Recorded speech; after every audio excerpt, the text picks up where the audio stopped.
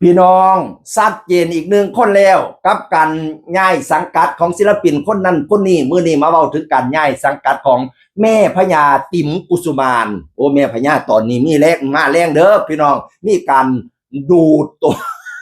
จากครั้งนั้นไปคณะนี้หรือมีข่าววงในหรือมีข่าววงในพี่น้องเอ่ยแต่อันนี้บ่ได้ดูดเพิ่นเบิดสัญญาเพิ่นล่าลงจากวงเก่าแล้วครับเพิ่นไปอยู่วงใหม่สำหรับแม่ติ๋มกุสุมานอยู่กับสาวน้อยประเฮ็ดบ้านแพงแล้วก็มาอยู่กับสาวน้อยลำเพิ่นโซ่4ฤดูกาลหลังจากหมดสัญญาก็ประกาศลาลงประกาศล่าเฮียหน่อย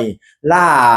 บอสโจล่าซ้อนุชพี่น้องเอ่ยบัดนี้ก็เห็นไปซ้อมหมอลำทำนองขอนแก่นผู้ลังคนก็สงสัยอีแม่สิไปอยู่คณะใดดออีแม่สิออกจากลำเพิ่นไปลำเลียงต่อก่อนบ่เนาะหลายคนก็สงสัยและแล้ววันนี้ก็ชัดเจนในวันปิดฤดูกาลของหมอลำซานเหลาบันเทิงศิลป์หัวหน้าบูธจักรพันธ์ลำเพิ่นอยู่บ้านเกิงอำเภอบ้านไผ่จังหวัดขอนแก่นเป็นการเปิดตัว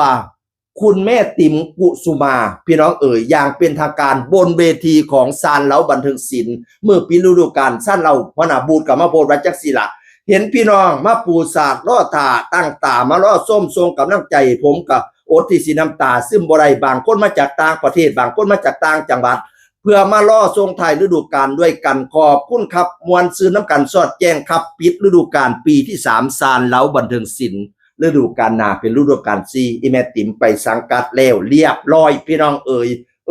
บัดที่นี่หัวหน้าบูธกับมาโพดว่าติ๋มกุสุมาซานเหลาบันเทิงศิลป์อย่างเป็นทางการต้อนรับ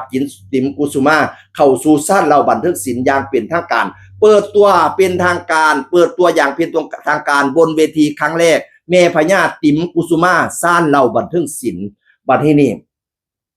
แม่ติ๋มกับมาแซ่โพดเราก็เขียนว่าขอบคุณหัวหน้าบูธขอบคุณหัวบูธพัฒนาไปได้ละอีเมล ขอบคุณหัวบูธที่ให้เกียรติแม่ติ๋มได้มายืนบนเวทีหมอลำทำนองขอนแก่นอีกครั้งพนาบามาอยู่กับหมอลำทำนองขอนแก่นมาอยู่กันกับละกาฬสินธุ์พี่น้องเอ๋ยละน้อยกาฬสินธุ์เป็นเพี้ยนกันพนาบาละน้อยกาฬสินธุ์ก็มาโพสต์รูปอีเมลคู่กันกับจักรพันธ์ลำเพื่อนแล้วก็มาเขียนว่าเพื่อนวาสนาเป็นเพื่อนกันกับละน้อยกาฬสินธุ์มาที่นี่อีแม่ติ๋มก็มาแช่โพดออกก็เขียนว่ามาอยู่กับน้ำเพื่อนละน้อยมาอยู่น้ำเพื่อนละน้อย